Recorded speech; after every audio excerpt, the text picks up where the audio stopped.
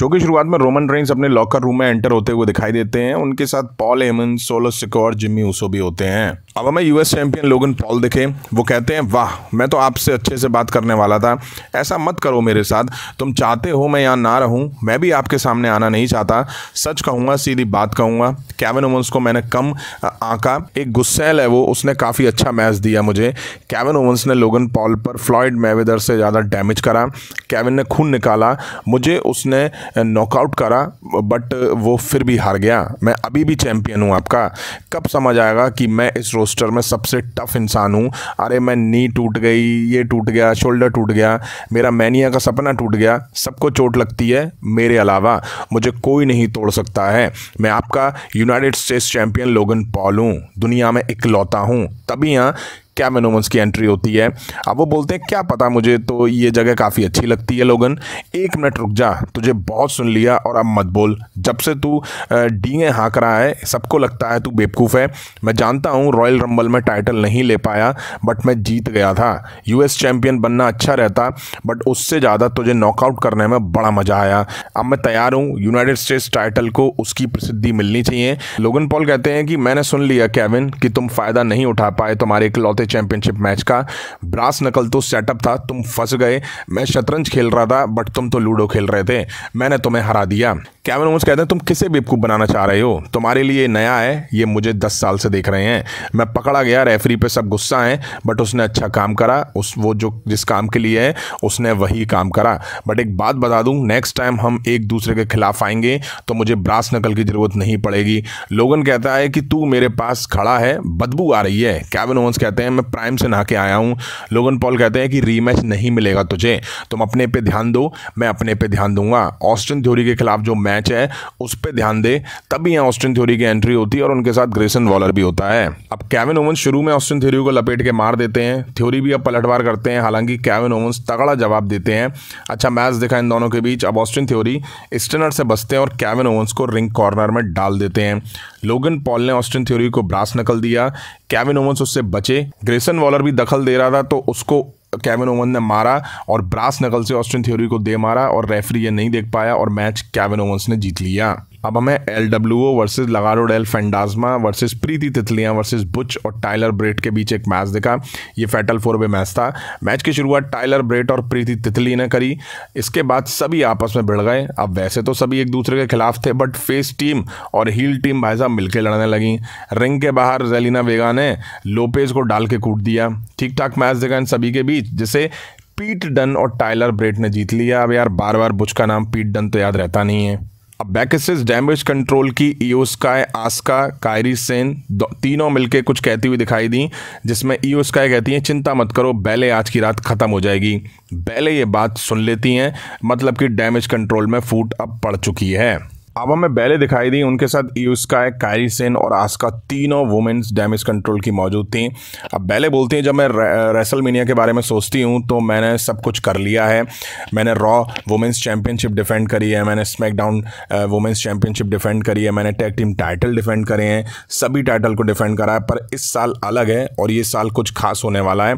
ये साल अलग है क्योंकि मैं अपने ही दम पे नहीं आई हूँ। बहुत सारे अप एंड डाउन्स थे, डाउन्स ज़्यादा थे।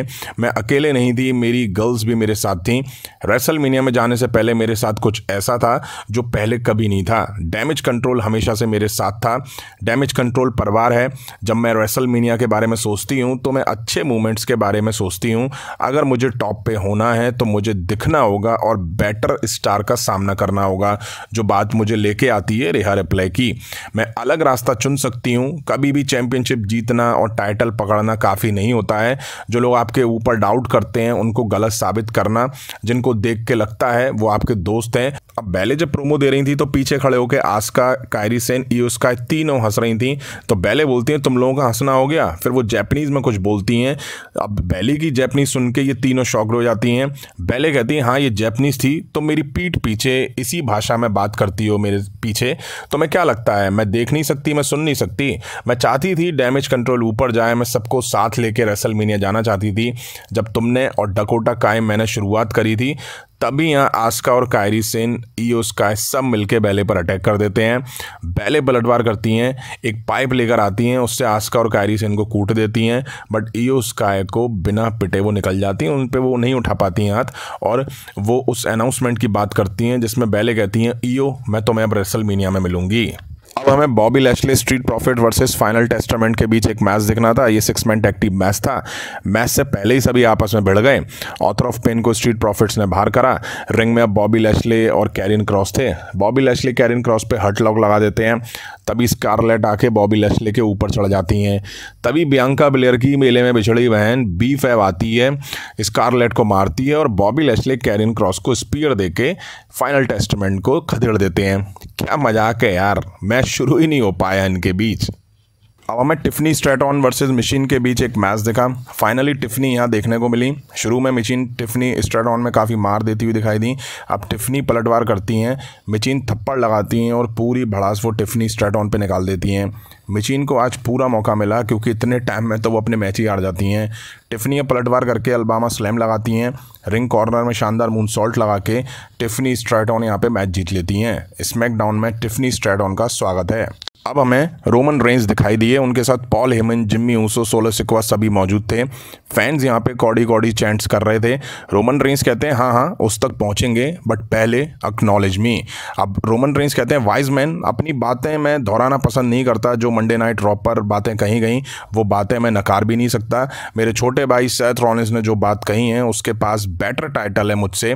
मुझे सोचना पड़ा क्या मैंने सबको हराया नहीं है? क्या वो बाकी के सुपरस्टार नंबर 2 पे नहीं आते हैं? क्या उसे लूजर ब्रैकेट टाइटल नहीं कहना चाहिए? उसकी इतनी हिम्मत की वो सबसे बेहतर स्टार है। तुम 2 साल यहाँ चलते फिरते हो, अपनी बीवी के कपड़े पहन के आते हो। उसने 3 महीने में अपनी पीठ तोड़ दी रॉ को आगे ले जाने के लिए। क्या मेहनत करने वाले ऐसे चलते हैं लंगड़ा के? फिर उसने मेरे स्केड्यूल पे उंगली उठाई है। मैं तुमसे 10 गुना कम काम करता हूँ बट तुमसे 10 गुना ज़्यादा पैसे कमाता हूँ। मैं आपसे पूछता हूँ, आपको सेथ रॉलिंस का पैसा चाहिए या ट्राइबल चीफ का? कॉडी बेवकूफ़ है, उसे पैसों की चिंता नहीं है। आसान मैथ बता देता हूँ कॉडी, मैं औरों की तरह भीख नहीं मांगूंगा। कॉडी ये तेरे पे है कि तू नंबर 2 को चुनेगा या फिर बेहतर को। तभी कॉडी रूट्स की एंट्री होती है। वो बोलते हैं रोमन रेंज हम किस बारे में बात करने वाले हैं? देखो मैंने इमेजिन करा था इस कन्वर्सेशन के बारे में, अगर तुम्हारी इजाज़त हो तो हम दोनों ही इस रिंग में बात कर सकते हैं। तो इस हफ्ते मैं बहुत बेचारों का शिकार बना। तुमने मेरे साथ चीटिंग करी, मैंने लगभग तुम्हें हरा ही दिया था उन सारे लोगों से ज़्यादा जिनके खिलाफ तुम रहे हो। सेथ रॉलिंस ने काफ़ी अच्छी बात करी है, समझौता नहीं कर सकता इस टाइटल के साथ। उसने हॉलीवुड टाइटल कहा था, ये वही टाइटल है जो मेरे पिता के हाथों में तो आया था, उनसे वापस ले लिया गया था। मुझे अब भी ये टाइटल चाहिए। मैं तुमसे पूछना चाहूँगा, एक कहानी का एंड करना क्या है तुम्हारे लिए? ये सब कुछ तुम्हारा, ये रिंग, रोप, कैमरा, अनाउंस टेबल, सारे लोग रोमन रेंज के प्रोडक्ट हो। तो क्या कहानी का अंत करना तुमसे चैंपियनशिप छीनना है या तुमसे सब कुछ छीन लेना है? एक बात को मैं क्लियर कर दूं, मुझे ये टाइटल चाहिए। सही कहूं तो मैं अपने टारगेट को आगे बढ़ाना चाहता हूं। मुझे टाइटल चाहिए और मैं तुम्हारे लिए आ रहा हूं रोमन रेंज, बट रेसलमेनिया में नहीं। मैंने कहा था कि मैंने कुछ चतुर लोगों से बात करी है, जो एक खास इंसान है जिससे मैं बात करके आया हूं, जो तुम्हें अच्छे से जानता है। तभी यहाँ पीपल चैंप द रॉक की एंट्री होती है। वो आके कॉडी रूड्स से हाथ मिलाते हैं, हक करते हैं और कुछ कहते हैं। इसके बाद कॉडी रूड्स निकल के चले जाते हैं और फाइनली हमें रोमन रेंज और रॉक का कन्फ्रंटेशन रिंग में देखने को मिला और यहीं आज का एपिसोड क्लोज हो जाता है। तो ये सब कुछ दिखा आज के स्मैकडाउन के एपिसोड में। डैमेज कंट्रोल की वुमेन्स ने फाइनली बैले को बिट्रे कर दिया है, लेकिन अच्छा होता कि WWE से थोड़ा और पकाती। ऐसा लगा जैसे कि आज ज़बरदस्ती इन लोगों का बिट्रे करा दिया गया है, ज़बरदस्ती डैमेज कंट्रोल को तोड़वा दिया गया है। क्योंकि इससे पहले डैमेज कंट्रोल की वुमेन बैले के खिलाफ कुछ कहती या करती हुई दिखाई नहीं दी थी। कुछ दिखाते, कुछ करते, उसके बाद ये सब होता तो मज़ा आ जाता। एक तरह से ईयो स्काई ने अटैक करके बैले को अपने लिए चुन लिया रेसलमेनिया के लिए।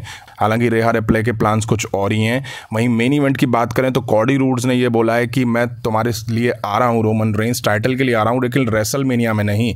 तो क्या मतलब है इसका? ये चीज़ें अभी अधूरी रह गई हैं। रोमन रेंज और रॉक का जो कन्फ्रंटेशन हुआ उससे ऐसा लग रहा है कि रेसलमेनिया 40 में रोमन रेंज वर्सेस रॉक हमें देखने को मिल सकता है। आपको क्या लगता है? कमेंट करके जरूर बताइएगा। अभी की वीडियो में इतना ही। पसंद आया तो लाइक और शेयर करें। उस तरह की इंटरेस्टिंग अपडेट्स के लिए चैनल को सब्सक्राइब करें, बेल आइकन को प्रेस करें। मिलता हूँ नेक्स्ट वीडियो में। Thank you.